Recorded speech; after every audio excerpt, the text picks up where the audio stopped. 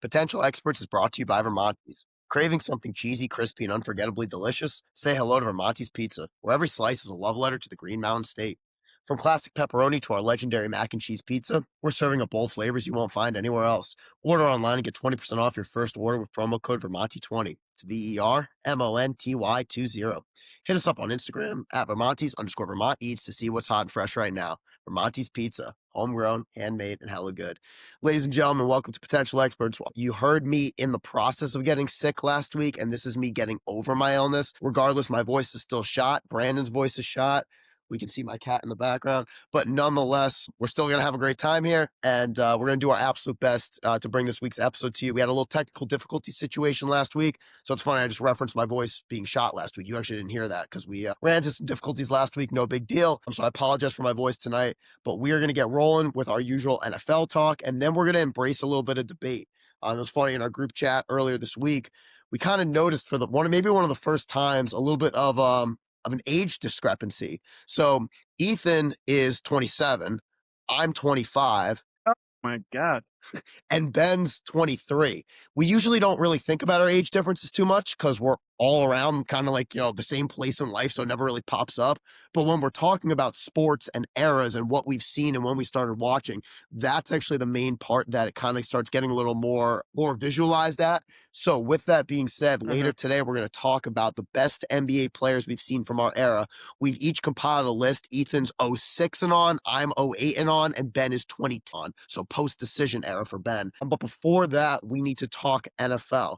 And I'm going to hand most of this over to Brandon and Ethan because I'm not going to lie, I've really waned in interest on the NFL. It's basketball season. Knicks play tonight, so I'm really all locked in on that. But I will still move the conversation along. I'll get you guys started. We're going to start with the shootout between the Bills and the Bucs, which saw Josh Allen score 6 touchdowns total, 3 rushing, 3 passing. Brandon, I'll send it to you first. Talk to me about this game. So couple episodes ago when Jonathan Taylor had his record-setting game, and I joked about how guys woke up and it's like, oh, points from Jonathan Taylor, nice, great way to start the day. We had a similar situation with Josh Allen this week. 3 passing touchdowns, 3 rushing. Like, dude was an all-star. He was Superman. And that's exactly what Buffalo needs from him week in and week out. I think they've kind of shown already this year that roster as a whole is not up to snuff with some of the other contenders in the AFC. They're still a really good team because they have Josh Allen at the helm, but he has to be Superman week in and week out. And he's certainly able to do it against the Bucs, against Baker Mayfield, a guy who's been an MVP candidate at times this year. I don't know if he's still really a front runner, but definitely a guy who's been in the conversation at times this year. So it's something you love to see. I mean, the Bills are one of the great stories of the NFL, and just so many years stuck behind Tom Brady and the Patriots. The famous 4 falls in the Super Bowls in a row. It's good to see Buffalo winning games. Obviously, like we established earlier in the year, we do want to see them win more in the playoffs, beating the Chiefs, solving that puzzle there. But either way, that Josh Allen and the Bills are a great story, and one of the best games of the year so far in that shootout. Ethan, to you. Yeah, it was a really fun matchup. A key takeaway, we talked about this at Larry's. We said Rashad White sucks, and he kind of does. Whether Bucky Irving's back this week or not, if he's not, Sean Tucker is clearly the number 2 back, and he showed out in Buffalo on Sunday. Over 100 yards, pair of touchdowns. I think 3 touchdowns, actually. Caught one as well. Monster day for the Syracuse product, and I think he's just like a very, very good running back who hasn't really gotten a chance yet. And I think if the Bucs were to move on from him, he's going to make a team surprisingly pretty happy. Yeah, it's funny. When I was watching that game, I was thinking about if you're a Bucky Irving fantasy owner, you might not be in the best situation just because coming off of an injury, when he ultimately does return, he's still going to be the RB1, but Sean Tucker has made enough of the impact where he's going to steal enough of the carries and steal enough of the receiving work that it severely diminishes Bucky Irving's floor. And so if you're an Irving fantasy owner and you've been waiting patiently since week 4 when he's was ruled out with an injury and has been out since, you are not happy to see the long-awaited emergence of Sean Tucker. It is definitely a cause for concern heading into the fantasy playoffs. With that being said, let's go ahead and talk about a team now. And Ethan, I'll start with you. The Chicago Bears, they just keep on winning. Maybe it's the Pope being a Bears fan. Maybe there's some higher power that is getting the Bears to not absolutely choke everything away. They don't do it in impressive fashion. Let's be very clear, as they won 19-17 over the Vikings, who looked abysmal for a majority of the game. JJ McCarthy looked severely unimpressive, quite frankly, awful. But the Bears are 7-3, and they just keep finding a way. Ethan, talk about this game for me. Yeah, I mean, like you said, they just keep finding a way. They're a scrappy team. I kind of think they're frauds, though. Uh, Looking at their schedule now, I mean, they split with Minnesota. AJ McCarthy's pretty ass. I know he was hurt. Yo, he's a cornball too. I don't know much about football, but I've seen the 9 thing that he's like, yeah, no, I have an alter ego. It's 9. That guy sucks. I saw his stats. He's putting up like rookie year Zach Wilson numbers right now. It's like I saw Russell that Wilson too. vibes. It's Russell Wilson vibes for real. A little bit. Like, they barely escaped a few weeks ago in Cincinnati with that win. Obviously, Loveland had that incredible touchdown, but the Bengals aren't very good without Burrow. They beat the Giants in unimpressive fashion the week prior, and Dart got hurt in that game. And again, the Vikings aren't really clicking like they were last year.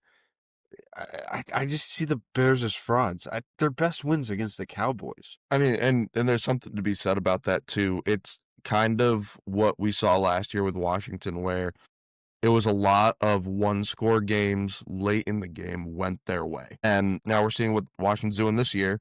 They haven't done a thing. So Chicago, it's like, you've pulled out a bunch of close wins, and you're 7-3, which is certainly nothing to scoff at. Your first place in your division. But what really jumps out at me is that negative point differential. So you're winning games, but you're winning a lot of close games. And the games that you've lost, you're getting blown out. So just something to watch. I mean, like I said, 7-3, but in that division, anyone can pop off at any time. So I would not put money on the Bears staying there. But given that they are 7-3, them getting in as a wild card team, I think, is very much on the table. So Chicago fans have something to watch for, something to hope for. And Pags, like you said, I mean, Pope's a Bears fan. Guys, start going to Sunday Mass. So 2 things to add. Being 7-3 with a negative point differential is unreal. That might be a first time in the NFL that's ever happened. Through 10 weeks. I mean, it's only -6, so it's not a lot, but it's still a negative point differential. So it's up to your point. Secondly, let's not forget, this Bears team lost to the Ravens without Lamar Jackson. Snoop Huntley played that game, and the Ravens won in pretty convincingly fashion. So I'm just not sold on this team. That division's stacked with Green Bay and Detroit. I doubt the Bears win the division, but they might make the wild card, as Brandon said. The Bears are 5-1 in one-score games, and when you look at that, there's really 2 schools of thought you can take if you want to be optimistic towards the Bears or pessimistic towards the Bears. If you like to be optimistic, you can say it's important to win close games. Not every game is going to be a blowout. You need to find a way to execute down the stretch, and you can argue that the Bears absolutely have this year. Yeah, they blew the lead to the Bengals, but as you mentioned, Colston Loveland got that big play and won them the game. They blew the lead to the Vikings this past weekend. But again, the big kickoff return by Devin Duvernay set them up for a Cairo Santos game-winning field goal. So that's the optimistic view. The pessimistic view, and the view that I honestly, and it sounds like we as a pod would kind of endorse, is the fact that you're eventually going to regress to the mean. You're not going to win over 80% of one-score games, which they're currently doing 5 out of 6. It's simply not going to happen. If you're a good team, like a really good team, you probably win, I'd say 65 to 75% of those games, if that. So they're eventually going to regress, in my opinion, and I would agree. I know we're not doing contenders and pretenders this week. We established that earlier, but they are a pretender, in my humble opinion. Let's go ahead and move on. Brandon, I'm going to give you the floor here. Guys, it finally happened. Shedeur Sanders got in, and he was the future Hall of Famer that we all expected. He was truly magnificent. Brandon, please talk about this groundbreaking quarterback performance out of Shedeur Sanders that we saw on Sunday.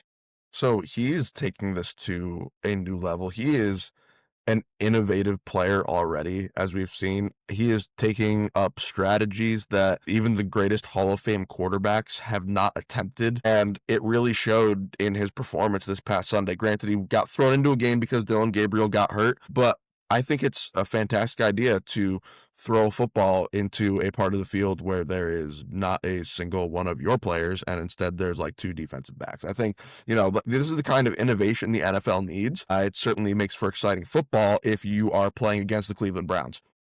Let's be real. Shedeur Sanders slipped to the 5th round for a reason. Even though, plenty of mock drafts had him up as the number 1 overall pick over Cam Ward, which honestly, maybe. But anyway, it Jackson Dart. Yeah, I got you. But either way, people were saying, take Shedeur over Cam Ward at the time, and now we had that shocking fall. We're seeing why. He did not play well, and when you are given those opportunities, you need to take advantage of them. The Browns are giving him another chance this week because, Dillon Gabriel is out with a concussion, but I don't think that's Kevin Stefanski saying, I really want Shedeur Sanders to get some opportunities. I think they've been avoiding giving him opportunities like the plague because it's just, frankly, too much of a headache in terms of the media perspective. So as we move forward, I would not be surprised if they try and, I don't want to say rush Dillon Gabriel back, but they'd like to have him back sooner than later because although he hasn't been good, he's already shown us he can be better than what Shedeur Sanders put in the field this past weekend. I mean, he was really bad on Sunday, but I do think with like a week of preparation, getting snaps with those first team guys, like he probably hasn't gotten any snaps at all with those guys all year. Like you said, they haven't really put him in a situation where he can really succeed. He started the year as the 3rd string quarterback. That's just not a guy who got a lot of reps with those players. Think with a week of preparation, he'll be better, but I'm not saying he's going to be future Hall of Famer Shedeur Sanders by any. I mean, I can only think of one quarterback situation that we didn't really know what to expect from him that went worse, and that's Nathan Peterman. Shedeur Sanders threw some interceptions, but he didn't throw 5. I mean, it only threw was a one. rough day. I don't know how much getting first team reps in one week's worth of practices is really going to change the way that they're going to perform this upcoming weekend. I will say you got to keep in mind they are playing the Raiders this weekend. So if there's an opportunity to look pretty good, you got to say the matchup does favor Shedeur and the Browns a little more this coming Sunday as opposed to last week. However, I mean, if we want to go by the numbers real quick on Shedeur Sanders, just dismal performance. Obviously, I was being facetious in the beginning. His performance was one of the most despicable things I've watched on a football field, probably since Nathan Peterman and Ryan Lindley when he was the quarterback for the Cardinals in a playoff game one time, because everybody else was hurt, including Carson Palmer. Real quick, by the numbers, 25. That would represent his completion percentage. For any of my 7th grade students that are listening, we started our percentage unit today, 4 out of 16. You better know how to calculate that. 27. That is the amount of yards that he lost on only 2 sacks. When you're losing 13.5 yards per sack, at some point, it's on you. Okay, I feel bad for quarterbacks sometimes when their O-line just leaves them out to dry. Even if an O-line leaves you out to dry, you shouldn't lose 13.5 yards per sack. And the last number I'm going to look at is 13.5. That was his quarterback rating on the day. That is truly, truly horrific. We're talking about a guy that, as Brandon said, who slipped to the 5th round for a reason. He clearly was not a first-round talent, and all those guys, the Skip Baylesses of the world, who were sitting there on Mel Kipers of the world, who were sitting there on Twitter as the draft was unfolding, just freaking out because Shedeur just kept falling and falling and falling. It's almost like, to a certain extent, NFL scouts and GMs know what they're doing. I'm not saying there aren't some that are smarter than others. I'm not saying they don't make mistakes. Jalen Reagor over Justin Jefferson being one of them. But even that was made by Howie Roseman, one of the best GMs in the entire league. They make mistakes, but for the most part, they generally do pretty well at their job. And Shedeur Sanders falling to the 5th round was a hit on his character, a hit on his ego, and it was rightfully deserved based on the product he put on the football field this past Sunday. We'll see if he makes me eat my words on this coming Sunday, but I'm not overly confident on that. Let's go ahead and move on to a battle for the top seed in the NFC, possibly. Definitely a battle for the top spot in the NFC West. Seattle Seahawks versus the Los Angeles Rams. After having a phenomenal season, Sam Darnold played his worst game since probably being a New York Jet or a Carolina Panther this past Sunday, where he threw 4 interceptions against the Los Angeles Rams. Brandon, I'm giving it to you. Go for it. Any day that your quarterback throws 4 interceptions and you are still in position to kick a game-winning field goal as time is expiring, that is a massive win for the quality of your roster, especially in a game like this where you're playing a team that many people have going to the championship game, if not the Super Bowl. So, you know, that's not to say that there aren't things that could be cleaned up, because obviously, those 4 interceptions, but, you look at what the Seahawks have on the roster. Jackson Smith-Njigba has been one of the most explosive playmakers in the NFL this year. Talk about a breakout candidate. He's making himself a candidate for Offensive Player of the Year. If it wasn't for the fact he's playing in Seattle, I think he would be a front runner. Nobody pays attention to what's going on over on the West Coast. But again, quality of roster speaks volumes, because any day you get 4 interceptions from your quarterback and you are still in position to kick that game-winning field goal as time's expiring, you've done your job for the day. That said, kudos to the Rams for getting it done, but you also needed them to miss that kick. So Stafford had a decent day, 130, 2 touchdowns, a decent completion percentage. You'd like to see a little bit more offensive output from the Rams in that regard, but either way, Seahawks, job well done in terms of as a roster. I wouldn't say from quarterback play. Obviously, we established Darnold had a rough day, but the roster as a whole, holding the Rams at 21 and putting yourself in a position to win, job well done. Yeah, I mean, this is not the first time Darnold hasn't shown up in big games either. Last year in Week 18, that game against the Lions, I think he had under 50% completion percentage, and they were atrocious. The Lions ended up winning that game 31-9, and that was for the number 1 seed. And then the following week, they went to Phoenix to play the Rams because LA was dealing with the wildfires, and he wasn't very good then either. The Seahawks have had a lighter schedule for a team that's 7-3, and this was a team that they needed to beat to prove themselves legit. And I think Sam Darnold melted down in the moment, just like he did at the end of last season. Really throwing stones while living in a glass house talking about schedules, Ethan. So we'll get there We got a couple of wins. we'll get there in a few minutes.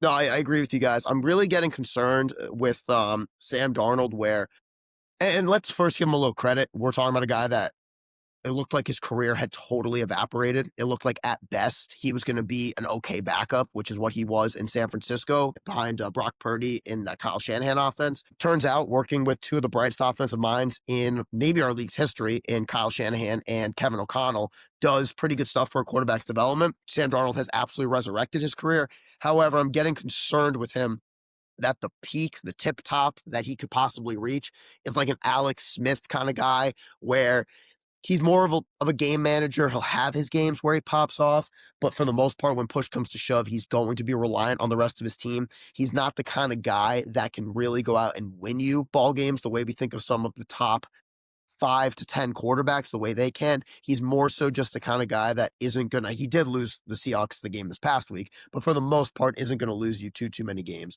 So I am getting a little concerned on that level. And if you're a Seahawks fan, that's definitely something to keep in mind as the regular season winds down and you prepare for the NFC playoffs. With that being said, let's go ahead and transition to our final game that we're going to talk about. The Kansas City Chiefs are 500. They're 5-5 as they fell to the Denver Broncos 22-19 this past week. Brandon, to you. The Denver Broncos were a very popular pick this year as a division winner. I think after last year's showing, everyone kind of said this team is ready to take another step forward. And at 9-2, 6-0 at home, who's to disagree? They've proven everybody right who had them as a potential division winner. Although everyone who said that, I don't think they necessarily saw things going quite this way with Kansas City. I mean, to be 5-5, sitting at 500 at this point in the year, that is not just a disappointment. That is a monumental disaster for Andy Reid's team. They're doing all the same things that we've seen from them in like the last calendar year. The difference being a lot of those one-score games that we saw them coming out on top of historically, they're not doing that this year. And this is just one of those instances. I mean, a one-score game against Denver, they come out, with a loss there, and that's a division game. That's one you've got to win. I mean, you can't throw those kind of things away when you got the record that the Chiefs do.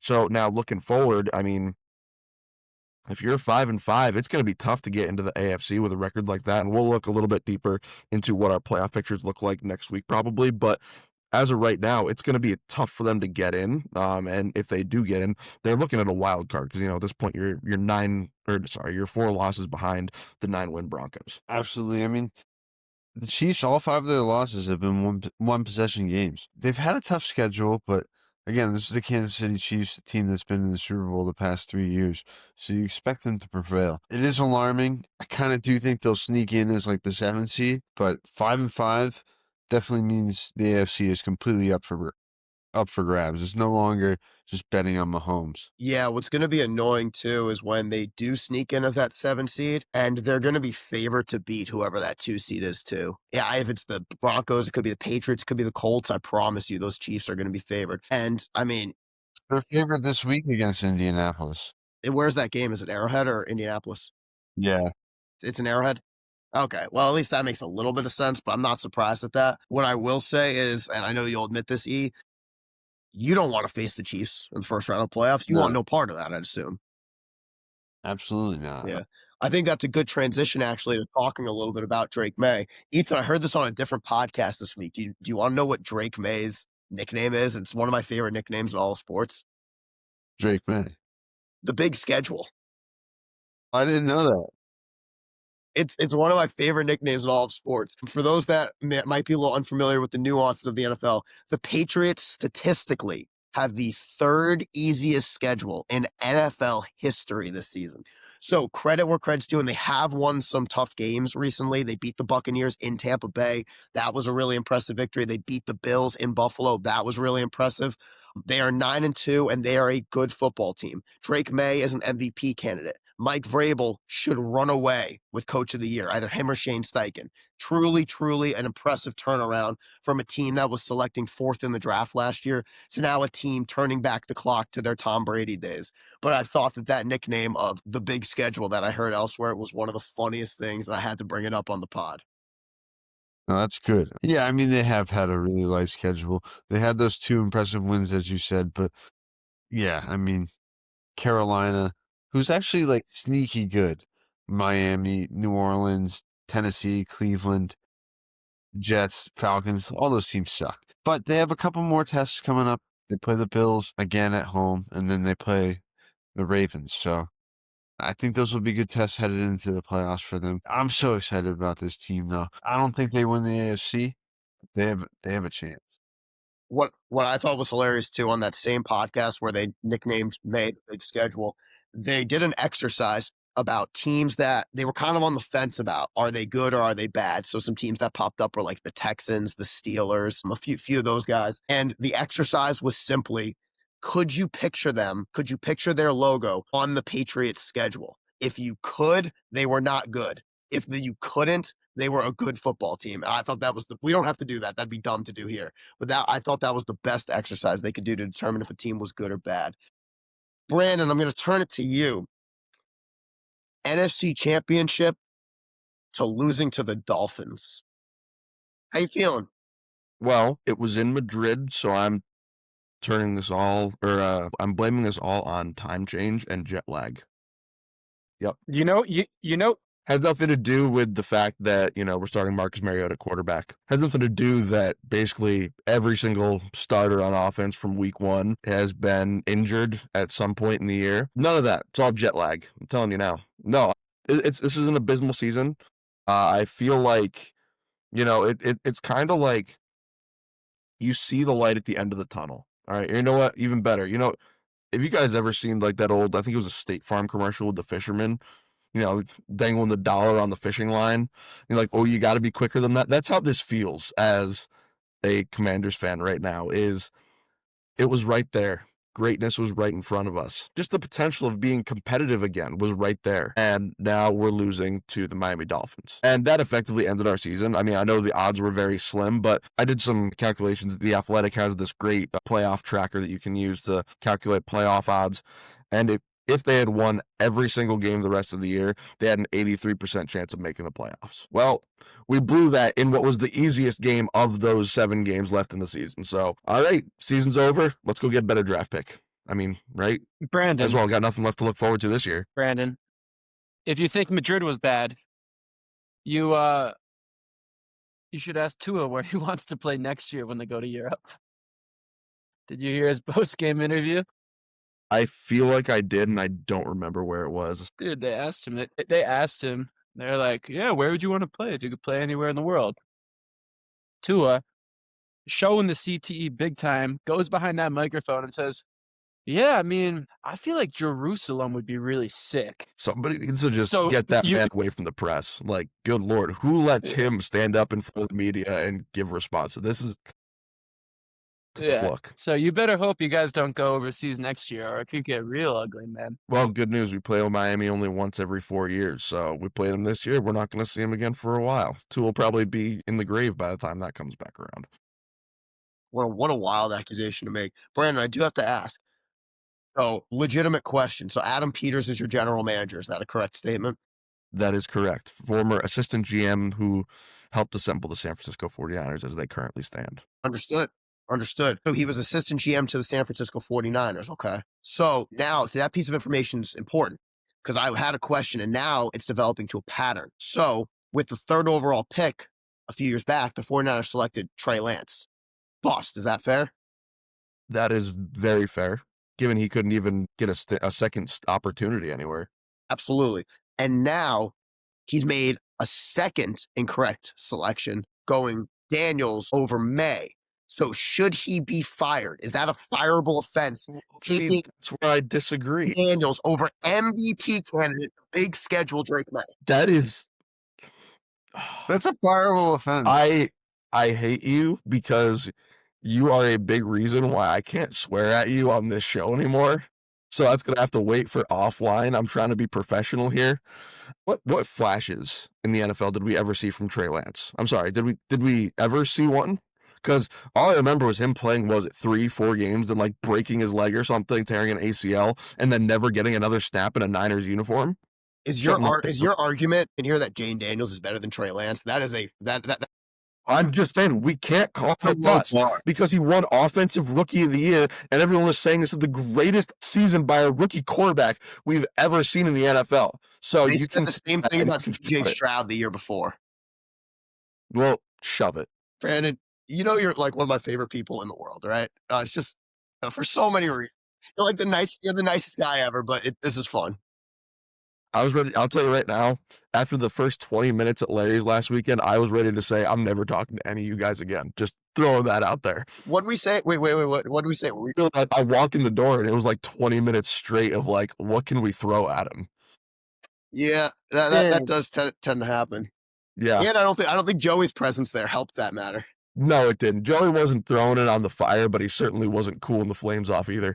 Yeah. I've actually, and now's not the time, I'll tell him another time, but I've never told Ben about Dustin Aaliyah. God. Yeah. Ben, I'll That's tell a you that great story another podcast time. story. That's an off-pod story. That is an off the pod story. All right. It's not honestly, it's not inappropriate or anything, but we got other business to attend to. Gentlemen, is there anything That's else fair. NFL wise we want to touch on? Ben, go for it. Yes, I will say, is it possible to be the most entertaining player in the NFL while you are currently injured and out for the season? Dude, that's Scatterboo. awesome. I mean, you could make an Twitch, argument. WWE, just he's all over the place and it's awesome. You see him howling at that MMA match or whatever he was at. He's just woo on this. You can pick it up on the camera. And he's a nut. It's kind of hilarious. Like we said, he's going to have the best 3-year run in NFL history. Dude, it might already be over. It might have been like an 8-game run, but it was so elite. Yeah, that's Cam a legendary jersey to have. Scatterboo or Peyton Hillis? I mean, Peyton Hill. yeah, right now, Peyton Hillis genuinely had a phenomenal season and then just dropped off the face of the earth. As awesome as Cam Scatterboo is, he's not ending up on the cover of Madden next year the way Hillis did. Give it a couple years. Give it a couple of years. All right. So with that being said, Brandon, I believe, am I correct to say you're going to sign off on us and leave us hanging? Yeah, I am. I don't really have a whole lot to contribute to the basketball conversation, as everyone I'm sure is already aware. I'm sure y'all can hear my voice. I'm not, I'm going to try and save it, keep myself good for next week. So I'm going to bounce now, but y'all enjoy the basketball segment of the show, and I'll catch you guys next week. All right. Now let's go ahead and shift it to the NBA. So Ben, Ethan, and I, like I said, I kind of mentioned this at the beginning of the pod. I'll talk a little bit more about it now to set us up. We were talking about different players that we grew up watching, and Ben made a comment about how Post-decision, of course, the decision references LeBron's decision to leave Cleveland for Miami on July 8th, 2010. So the fall of 2010 and onward, he referenced that as kind of his lifetime of watching basketball. And Ethan made a comment such as like, damn, I didn't realize, like, I don't often realize how big of a discrepancy our ages are. And that kind of inspired us to create a top 10 list for each of us given the time frame that we started watching. And it just so happened it was perfect 2-year increments. Ethan referenced the '06 NBA Finals between Dirk's Mavericks and Wade's Heat as his first finals he remembers.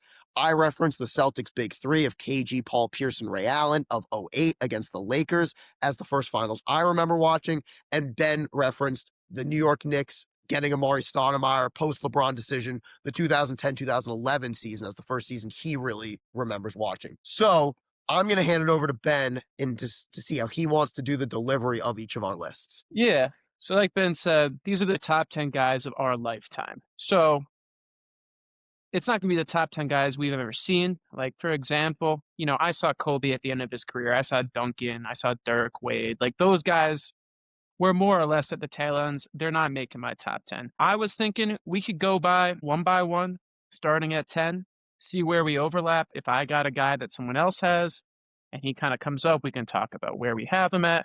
But my number 10, and this was really tricky because for me, there was a clear top 8 players I've seen in my lifetime. I have like a primary Mount Rushmore and a secondary one.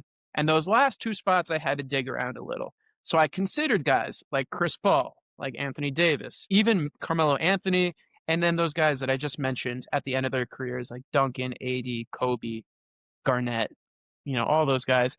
And the last cut I made was between Doncic and Chris Paul, just because, two different manners, but they've both been, arguably the 10th best player I've ever seen. I ended up going with a guy that I don't like. I kind of hate him as a player. I think he's a dirty player, but his peak is arguably one of the most dominant peaks I've ever seen, and that is going to be Joel Embiid as the 10th best player of my basketball lifetime. I don't like the guy. His playoff shortcomings kept him from moving up on this list at all. But if you go back to, it's crazy how recently this was happening because it feels like a lifetime ago. But it was a season and a half ago where he was averaging more points per minute than Wilt Chamberlain. That dude put 70 on Wembanyama's head. He was terrifying when the Knicks played him in the playoffs and he was going on one leg.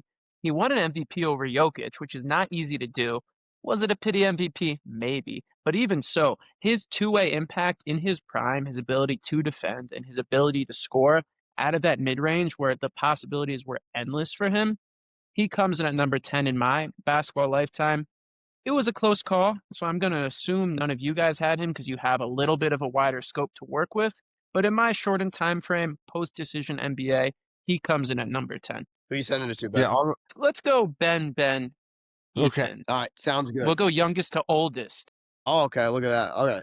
So, yeah, Ben, I don't hate the call of Embiid at all. I ended up I tried to do an exhaustive list, and I did think about him. He did not crack my top 13. And maybe that's a little biased. I hate the dude so much. So for my 10th guy, the final guy to make my list, I really, really toyed with Jason Tatum here. And part of me still thinks I should have. But Tatum came in at 11. I also toyed with Shea here. I don't have Shea in my top 10. Shea came in at 12. I put, in terms of legacy, their entire career, what they did at their peak, I put Russell Westbrook. You're talking about a guy won an MVP, averaging a triple-double, was a top 2 to 3 point guard in the game at all times that he was playing, with the exception of obviously these past 5 years. He was just truly unbelievable, an exciting watch, was a stud from the years of 2010, 2011, all the way through to about 2020, 2021. That's where the decline started. But even now, he's still a serviceable vet. I know he has a lot of lowlights, West Brick. I understand that concept. But he truly is one of the most entertaining, polarizing players of our lifetime. So he's going to crack the number 10 list number 10 spot on my list. He's an easy guy to bash on because his flaws are so loud. In that whole world of Knicks film school, Macri's been talking a lot about how Karl Anthony Towns, his lowlights and his bad plays are so loud, they're so noticeable. Westbrook is a similar guy in that way, where it's easy to bash on because he could be so frustrating. But for me, he was one of the 8 guarantees on my list. Oh, I really? mean, his yes, in my basketball lifetime, I mean, that MVP season, what he did alongside Durant, never got to the mountaintop, but the way he would just, I mean, he was a guaranteed, or like he was a guaranteed playoff berth if you had him on your team. He was a one-man show, and he was at the bottom of that guaranteed list, but he did come in at my 8 spot as the last guy where I was like, I need him to be in the top 10 here. Love it. Ethan, Ethan, for did you you. have him on your list or? He actually was 11th. I thought we were doing 12. So he was 11th on my list, and Top Shea was 12s are a very famous format for a podcast or a list. my 12th. I don't understand that reference. I don't mind. But Russ, Go ahead, E. Ben, yeah, mute yourself. You have to. Russ came in at 11 for me. One of his former teammates is right ahead of him. Number 10, James Harden. And for me, it's really like how he's been able to sustain like such a high level towards the end of his career too. He's still hooping with the Clippers right now. He's a 5-time first team All NBA player. 2018 through 2020, he was insane. That one season where he averaged 36. I think he was obviously a free throw merchant. He kind of invented that for Shea, but a playmaker for others. Just a completely different player when he went to Houston. And then we still saw a bit of prime James Harden at the end with Brooklyn, but just like the way he's been able to sustain playing at such a high level, that's why I had to have him on my top 10. And I mean, even the player he is now, the way he's adapted his game and just become a true point guard. He was, again, I think a lot of your guys who are lower will be higher on my list because I have the shorter time frame. He was my 7 spot because, again, guaranteed in this top 10 for me. He's in that secondary Mount Rushmore where it's kind of just like a better version of Westbrook. Westbrook with some shooting, Westbrook with a little more. I mean, Harden's had some playoff mishaps, but dude, he was real close to taking down that Warriors team with KD. I mean, Absolutely. what was it? The 21 missed threes in a row in the conference finals. If that doesn't happen, Harden and Chris Paul probably go on to win a championship that year. And the James Harden legacy, big legacy guy, is very different. He may be considered a top 15, top 10 guy of all time if he can get a ring in his prime leading a team. He is the OG Doncic, just an entire offense unto himself. Yeah, and well, what we also have to keep in mind with that, yes, it was the 21 missed threes in that game 7 when they were leading 3-2 and they lost game 6 and game 7. But with that being said, that was also due to Chris Paul pulled hammy. Paul did not play in either of those games, and if he does, it's very unlikely that that whole stretch of 21 missed threes happens, and they probably find a way to win one of those games and head on to the finals. Like you said, Ben, to play LeBron, not the Cavs. It was just LeBron, and they probably beat him. Ben, who was your 9 spot? Go ahead. Well, before I get there, was Harden when you're top 10? Did he crack your list? Yes, he did. Yeah. Yes, he did. Okay. So that's another overlap for all three. My number 9, I think, is going to be a guy that neither of you have because, again, shorter window. Maybe a little bit of recency bias, but I've got Shea in there. Him getting that ring last year, being MVP, not like an all NBA defender, but a good defender who's able to be part of the best defense in the league, winning MVP, conference finals MVP, NBA finals MVP.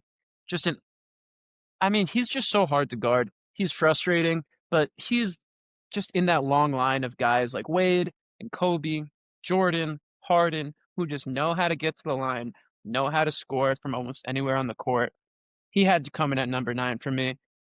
It was tough between him and Chris Paul because Shea, he hasn't been doing it for super long, and maybe I'm projecting a little bit ahead here. But I mean, with the way OKC's playing this year, back to back does not seem out of the question in the slightest. So he did come in at number 9 for me. He was 12th for me. Yep, he was. I think I said 12 as well. Let me check my list. Yep, he was 12 as well for me. So Ethan and I were on the same wavelength there. My 9 spot, I went to the guy who has made in his first 6 seasons, made 5 all NBA first teams. I went with Luka Doncic. He's truly unbelievable. He probably could have been higher on this list. Almost certainly would have been higher on this list if he was able to complete his famous run and defeat the Celtics in 2024. Not that he came close to doing so, but that run through the playoffs, bringing them through the Western Conference, through the Thunder, through the Timberwolves, it truly just was an unbelievable run. And like I said, 5 All-NBAs, first-team All-NBAs in his first 6 seasons. I'm going with the Slovenian Luka Doncic as my number 9 player on my list. Ethan. Yeah, Luca was a honorable mention for me. I have a bit of a longer time frame, but if he had won a championship, I think he'd definitely be in my top 10. Number 9 for me is a guy who's won 2 championships. Career's been kind of derailed by injuries in his 30s, but it's Kawhi Leonard, guy who took a Toronto team, 1 season there, won a championship. Obviously, he had his coming out party with the Spurs and winning with Duncan and Parker and Manu was impressive in and of itself. 2-time Finals MVP, one of the best defensive players I've ever seen. I've said this multiple times before. I've seen like Durant play, I've seen LeBron play live. Nobody moves like Kawhi Leonard. Just like the way he is so deceivingly fast, and he's so smooth just with all of his movements. Again, like I've seen Kobe play as well. Everybody but Steph, pretty much. Kawhi Leonard is maybe the most impressive player I've seen in person. Yeah, I mean, he was also going to be on my list for sure. I had him a little higher. There's one guy I had him above who I wonder if you guys will have above him. But Kawhi I mean, nothing anyone hasn't said before, but his two-way dominance at his peak is probably the best two-way dominance I've ever seen over like a sustained period of time. There's a very strong argument to be made that he should have won MVP the year Westbrook won it. What he did in Toronto that one year, what he was doing in San Antonio before things went off the rails with Uncle Dennis. I mean, dude's an all-time hustler as well. He's got that side cash flow coming in from Aspire, so that's a bonus too. He was my number 5. He was definitely another guarantee, one of the best players I've ever seen. But I guess that brings it to me. My 8 and my 7 I already mentioned, Westbrook and Harden. So I can go with my 6th spot here if you guys don't mind. I think we'll get through mine a little bit quicker. But my number 6 was Giannis. So I had him one spot behind Kawhi. He's got the one ring, one of the best finals runs of all time. At this point in my list, Kawhi and Giannis could have been on my primary Mount Rushmore, honestly. I think there's another tier jump between Harden and these two guys. I can't really say anything bad about Giannis. He is just one of the most dominant players I've ever seen. I never got to watch Shaq besides when he was in a Cavs and a Celtics uniform. I think this is the closest thing we may ever see to that for the ongoing, years of the NBA before the world explodes. He just moves so it's insane. I mean, he's a pretty indescribable player in terms of his athletic dominance. And he was my number 6. It was a toss-up between him and Kawhi, but those two guys were right there for me. I'm not going to lie, I'm shocked to see Giannis that low on your list. But then again, I say that, and I'm actually only one spot higher. He's my 5. Giannis Well, just because, for me. I mean, Giannis he's so dominant. And I think the thing between him and Kawhi for me is just Kawhi's got that court scoring at the end of a playoff game. You can give Kawhi the ball in the mid-range, and he's going to get you a bucket somehow. That's the one thing that Giannis doesn't have, and at this point, you're really nitpicking. But compared to these guys above him on the list, I am a little bit less scared of Giannis with the ball at the end of a playoff game than I am compared to Kawhi Leonard and the other 4 guys I have. I respect that. So for me, Ben, I'm actually going to do something similar to you because I don't need to belabor the point of the guys who fall at 7 and 8 on my list, so I'll kind of skip to my 6. Harden was my 8th guy. You already talked about his ability to age gracefully. Obviously, his scoring ability, averaging 36 points per game one year, winning the MVP in 2018. One of the greatest scorers we've ever seen. I don't need to belabor that point anymore. My 7 was Kawhi. You just talked about it. Ethan talked about it. His two-way dominance was something that was truly special. I recall going into the 2018-19 season where he ultimately won it with the Raptors. I made the claim, and it was probably still a ridiculous claim, but I remember saying if I was an NBA GM and you could only give me one player to start my team with, I want Kawhi Leonard because he does it on both ways. And he ended up going on to lead the Raptors to that title in one of the greatest championship runs we've ever seen. So I felt pretty good about that at the time.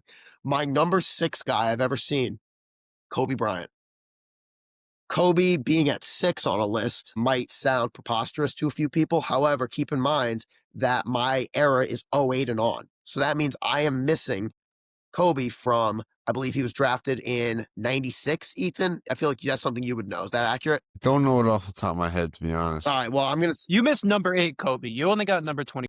I only got number 24, Kobe, so I didn't see his three-peat, obviously, with Shaq. If I had seen that, if my era was 2000 on, Kobe would probably be not probably, he would definitely be top 4 on this list, but he's not. I've only seen '08 Kobe, and yes, I did see him go back-to-back '09 and '10.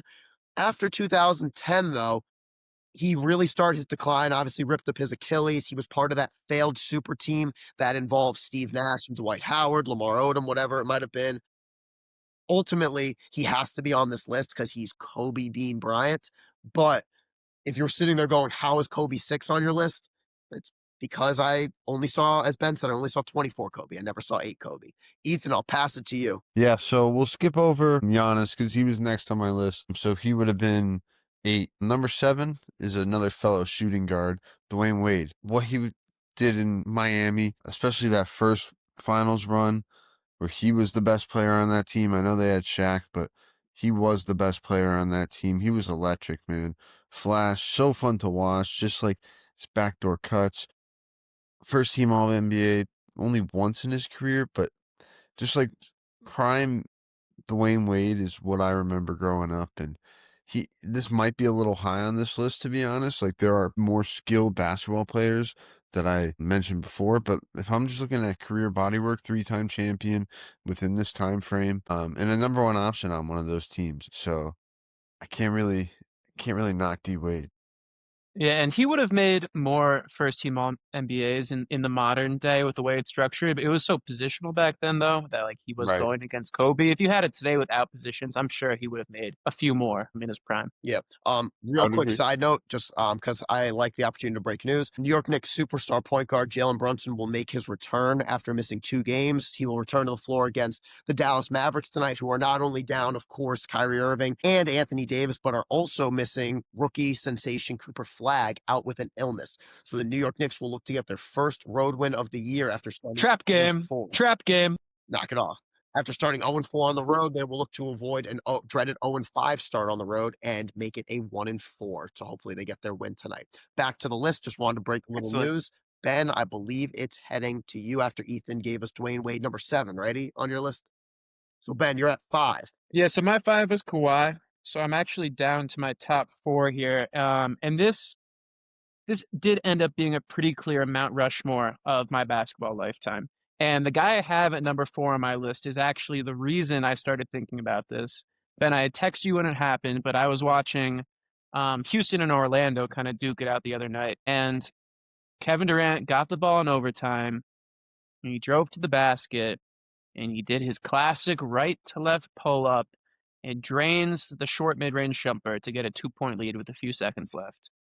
And I was sitting there and like, I don't normally get too nostalgic watching basketball, but that like, I don't know, just watching that shot did something for me where I had spent ever since he left OKC kind of hating on Durant a lot. Just, I mean, it was a very objectively weak move to go join the team that beat you. He's a very curmudgeon-y guy. I think he likes to be a heel. He was very easy to root against. And when he hit that shot, I was just like, damn, I got to stop hating on it. I got to appreciate it while it's lasting because like a couple other guys I have remaining on my list, he's coming to the end of his career. And this is a guy I've grown up with. A lot of my basketball lifetime, the Knicks were awful, so I had to root for other teams in the playoffs when we got there, and I would always latch on to OKC. When I was a kid, like Durant and Westbrook, they were so fun to watch, and Durant was one of my favorite players. And he's just a defining character of my NBA lifetime, without a doubt. The hardest to guard, just unstoppable. He's one like real like solo ring away from maybe being number 2 on this list. The fact that his only 2 rings were in Golden State keeps him down at this 4 spot. But I mean, it's just beautiful basketball. It's pure basketball. That dude is like, when I think of basketball and how it should be played, you kind of think of Kevin Durant. And so he's on my Mount Rushmore. He's definitely my number 4. And I now take a vow to appreciate Durant while he's here. I'm going to watch Houston games and I'm going to enjoy it until they play New York. And then OG will probably put him in jail. But besides that, we're Team Durant now. One of my very earliest basketball memories actually involves Kevin Durant. I'll never forget, I was 8 years old. I was at some family party and I was just like messing around on the computer. And my dad walked up to me just to like keep me company a little bit. And he's like, "Oh, what are you doing?" And I was just like toying around, like looking at like fantasy basketball. He's like, "Oh, do you want to do like a quick draft right now?" So literally in the middle of the family party, my dad and I sat down and did a fantasy basketball quick draft. We had the seventh overall pick in the draft. And some dude that I didn't know, Kevin Durant, fell to us. And I said, "Oh, is he good?" And it goes, "Yeah, he won Rookie of the Year." So I said, "Okay, we'll take him." We went on to win that league. All right, I'll never forget that. I was 8 years old. I managed the team all year long. Kevin Durant was my star player. And quite honestly, he came in at number 3 on my list. So I'll kind of backtrack in a few seconds, but just to appreciate Kevin Durant. And Ben, to kind of echo your point, I absolutely toyed with putting him too. But yeah, he's probably a solo ring away from being there. I do, as much as Stephen A. Smith was kind of ridiculous, I do buy it was the weakest movie he's ever seen by a superstar when KD left Oklahoma City and went and joined the 73-9 Warriors, who had just beaten them in the Western Conference Final, who they had just blown a 3-1 lead to. That was a really weak move, so that knocks him down a slot. But I truly believed until the number 2 guy came around. That's on my list, and I know we're all going to get to him. Until that guy came around, Kevin Durant was the second greatest basketball player I had ever seen in my era. My 5, we already talked about.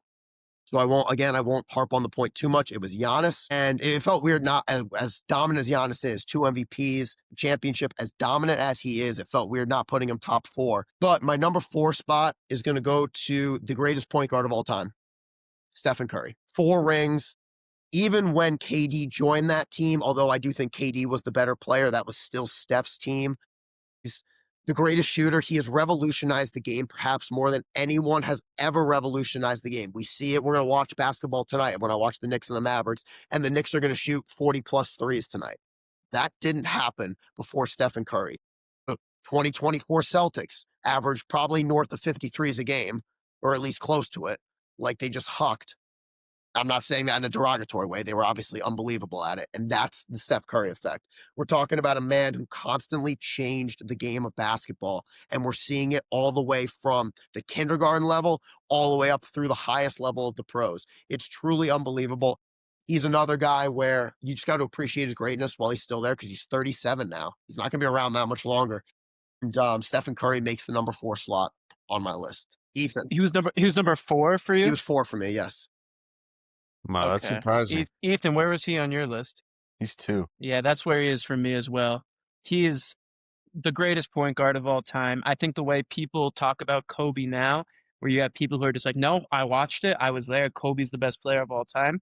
You're going to have people talking about Curry like that in 10 years. Kids who grew up and hit their basketball viewing age right when that Golden State dynasty started, Curry's going to be their GOAT. He is maybe the sneakily like most in shape player of all time, besides the number 1 guy on my list.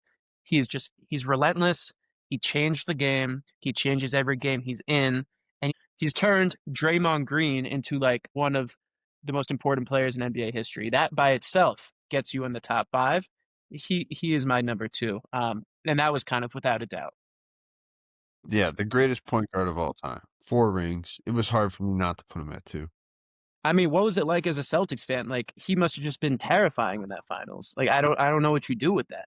No, yeah, it's like, well, you can't guard that, you know? Like, you just tip your cap at the end of the day. Mhm.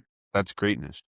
And that ring itself is probably what got him to the 2 spot. Him getting that one after Durant left really catapulted him to number 2. I would agree. Getting that finals MVP as well. Ethan, where are you at now on your list? Yeah, I'm at 6. Well, you guys have already mentioned my 5 and 3 being KD at 5 and Kobe at 3. 6 is a guy who probably won the most impressive championship I've ever seen. 2011, Dirk Nowitzki. What a hooper, man. He was one of my favorite players growing up. Just like the way he was able to make these crazy fadeaway shots, being 7 foot, commanding the offense, the true like stretch 4. That the stretch 4 doesn't really exist anymore. Everybody's a stretch 4 at this point. But like an elite stretch 4 and winning NBA championship with like a 40-year-old Jason Kidd, a 37-year-old Sean Marion, and Jason Terry was your second best scorer against LeBron, D Wade, Chris Bosh, like that championship in of itself, like that's what makes him so great. And that's not even mentioning all the guys he played leading up to the finals. That entire playoff run. I mean, that was my first playoffs. Stuff of legends, as they would say. He swept Yeah, Kobe. right. He swept Kobe in the second round. Right, and then they beat the Thunder in the Western Conference Finals. Yeah, the baby Thunder. Mhm. Harden, Westbrook, and KD, the babies at that time. Right, the year before they got to the finals. Yeah, but Dirk's 6th on my list. What a player, man! I just loved watching him play every time he stepped on the court. That fadeaway is just like trademark. Yeah, it kind of looks like mine a little bit, but it's pretty sick. Ben, to you, where are you at? You must be are you at 3 now? I mean, we've cleared off everything on my list except for my 3 and my 1. So this is the guy at 3 I've got sandwiched right between Steph and KD. I mean, I'm assuming he's on both of your lists, and I don't think it's too much of a surprise who this is going to be. But I do have Nikola Jokic as my third best player, best passer I've ever seen. And of course, he's 7 feet tall. Not to mention the way he scores, the way he rebounds. I saw a post today. It was one of those classic, like, so-and-so did this, and so-and-so did this, and so-and-so did this. And if Jokic did it, his averages would go down. And it was like Kobe's points per game in his MVP year, Duncan's rebounds per game in his MVP year, Steve Nash's assists per games in his MVP year. And Jokic is just doing more than that across the board. In the same vein as Westbrook and Harden, where it is a one-man offense, he is that, but he is a championship offense. And so he is just the elite form of that. Yeah, I mean, he's another guy. He's most similar to Giannis on this list, where it's kind of indescribable. He's just this insane combination of size and skill, where he may be short on the accolades in terms of rings in some people's minds to be in like a top 3 spot here because he's only got the 1. But I think he's got a chance for more. And just what he's done individually as just a constant force of pure dominance. There was no way I couldn't have him in the top 4. And then I think just that solo ring, obviously he had help, but leading his own team to a ring got him ahead of KD for me. Yeah, I mean, I have him at number 2 on my list, and I know you guys both disagree with that. You guys both have Steph ahead of him at 2. For me, it just kind of goes to the point, Ben, that you already brought up with his statistics. At some point for me, that triple-double machine, the ability to do everything on the floor, I had to, I know it's crazy, I had to take the 1 ring and push it aside, and I even compared to Steph's 4. It was just true. He's so unbelievable, and he's a guy that I don't even know how I'm going to be able to describe him to my kids or my grandkids. He's truly just a remarkable, remarkable basketball player. So yeah, he came in at number 2 for me. Obviously, we're all going to have the same guy at 1. So Ethan, why don't we exhaust your list prior to us getting to that guy? Because we're all on the same page. It's not a secret. Anybody who even knows what basketball is, maybe even if you don't know what basketball is, you know who we all have 1. So Ethan, exhaust your list, and then we'll all talk about this guy. Yeah, so 5's Kevin Durant. You guys talked about him.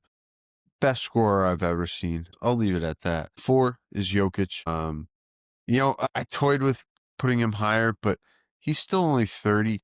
So after a couple more years, he probably does get a little bit higher, especially if he wins another one. At 3, I have Kobe. Granted, this is more so 24 Kobe, but still, like the way he was able to will those Lakers teams to, especially the one against the Celtics, to that championship, and just like the dominance he had early on when I started watching basketball, like Kobe Bryant was like probably one of the first basketball players I would have known. So just like the mark he left on the game, he had to be 3 for me.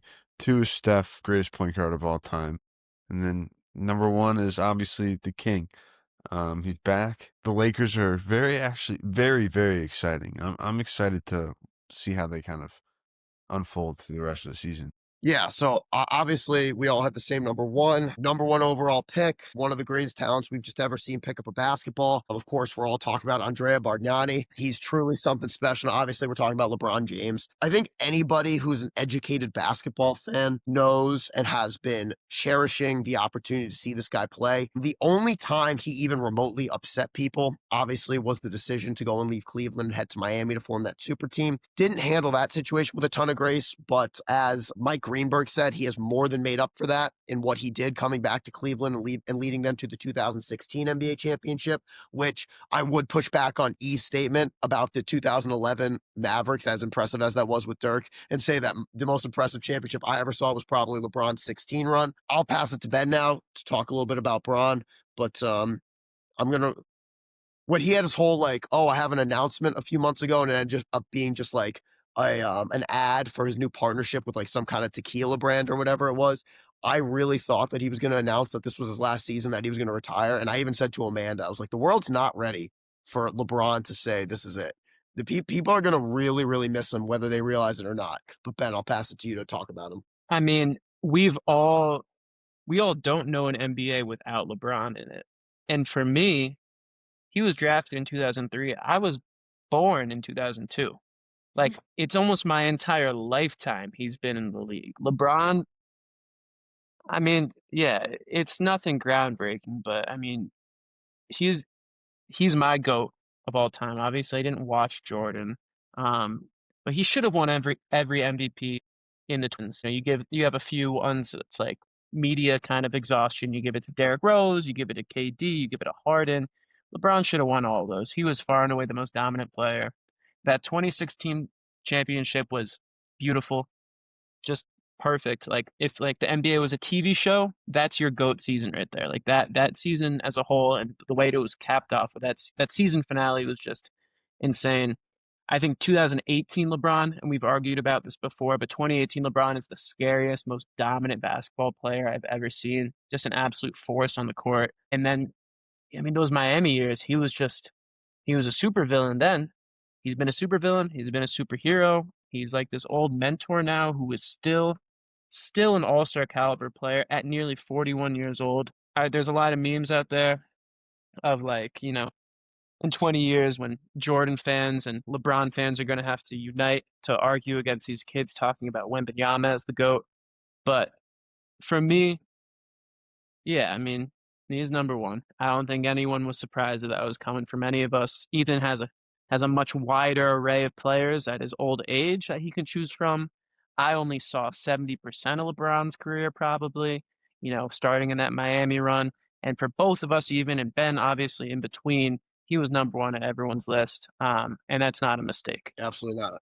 Ben, I know we had some other basketball segments considered, but I do think that we can save some of those for next week, especially since one is pumpkin themed. We got the pumpkin pie coming up with Thanksgiving. And I think we got a good amount of hoops talk in there. The moral of the story, especially with those guys on the list that are older, before you know it, you're never going to see LeBron, Steph, KD, Westbrook, Harden. You're never going to see him play basketball again. So, get on Stream East, watch as much as you can while they're still there. It's very cool. It's a real treat that you get to watch them and the longevity that guys have now. And so I am going to be doing that for the rest of the season, without a doubt. Yeah, absolutely. And one thing that's interesting, I just threw on the TV because I noticed Houston and Cleveland were locked into a pretty good game at 79-76 Houston, and the game's in Cleveland, and they're wearing their... What's up? Oh, nothing. I was going to say it's 76 Houston, like 6-7, that whole thing. But that's so dumb. I'm unfamiliar with that trend. But what I was saying was, sorry, Cleveland is wearing their... UConn's got 67 points right now. What's up? UConn's got 6. But Arizona's 69. I think it's crazy kids these days don't think 69 is funny anymore. No, it's all about 6-7. No, seriously, though, because we were just talking about LeBron. The Cavs are wearing their throwback jerseys from like 2008 Cavalier season. So it was just crazy. We were talking about LeBron. We were appreciating his greatness, and we just turned it on, and I see this. So it just kind of all connects. Comes full circle. It's great. He's been doing it so long. His jersey is a throwback jersey.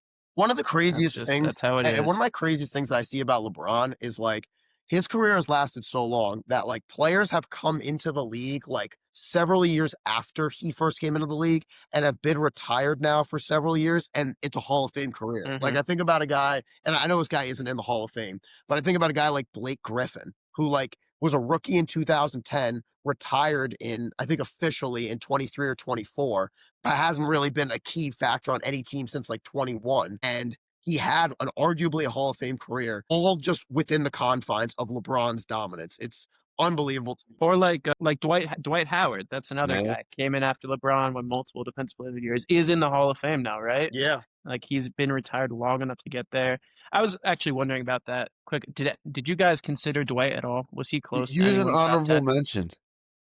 He was? Okay. Yeah. Thought about him, but he probably maybe cracks the top 15. Because I did 13. I didn't even include Dirk, and I probably put Dirk above him. So it'd be really, really close. What I am gonna do to wrap up the show is I told Brandon no to a Pags pick, but screw it. Might as well cap off the show. It's a nice way to end it. And because we didn't release a show last week, I didn't get to take my victory lap because I was correct on my pick from 2 weeks ago when I told you guys to take the Patriots money line plus 125 over the Tampa Bay Buccaneers, who were favored because that game was in Tampa Bay. So I will do the Brandon part of this where I say Pags Picks is a podcast segment made purely for entertainment purposes. The views and opinions and advice expressed by Ben Pagliaro on this podcast does not in any way constitute any kind of legal or formal advice. Only bet what you can afford to lose, and we are in no way, shape, or form, Potential Experts is in no way, shape, or form liable for any of your losses. Pags, take it away. Thanks, Brandon. Appreciate you. So, with that being said, I am going to go ahead and tell you to bet. I can't believe I'm putting my faith in this individual.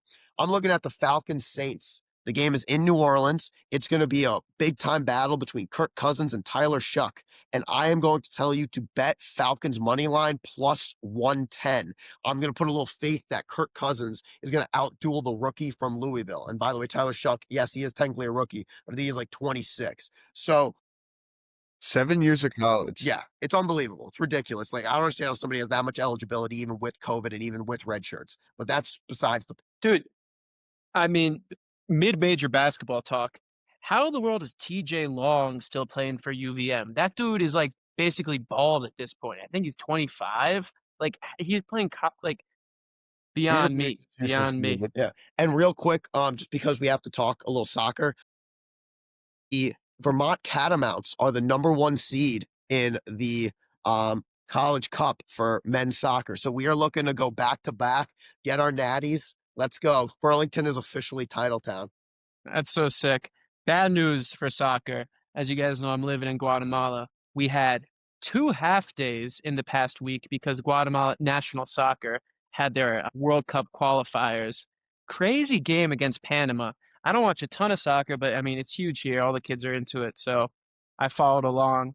Panama goes up 2-0 within the first 10 minutes, or maybe a little longer than that. No, it was about 1-0 after 20, and then around the 30-minute mark, they get another goal. They're up 2-0 going into half. At about 55 or like 60 minutes, Guatemala scores 2 goals in a 6-minute stretch to tie the game. The whole country's abuzz. The stadium's going crazy. The game's being played in Guatemala. Everyone's losing their minds. And about 2 minutes after they tie the game, Panama gets some nonsense in the back of the net and go up 3-2, kills all momentum, and Guatemala will not be making the World Cup. But I did inform my students that my country is making the World Cup, so they can hop on the bandwagon if they want. That's kind of great. I want to give a shout out to the small island Caribbean nation of Curacao, population of 155,000, qualified for the World Cup today. That's pretty fantastic. Well, I'm sure that'll be a big time topic next summer, along with like NBA free agency and stuff like that. We'll talk a little World Cup soccer. All right, gentlemen, anything left on the docket for today, or do we feel like we've exhausted everything? Think we're Yeah, good. Knicks are about to be on. Y'all don't want to see me scream again this week, so I'm good to transition over to that. That sounds good. All right, ladies and gentlemen, thank you so much for listening and or watching on Spotify and or TikTok, wherever you consume your Potential Experts content. We appreciate you guys and love you guys. Like always, peace. So long. Bye, guys. Have a good one.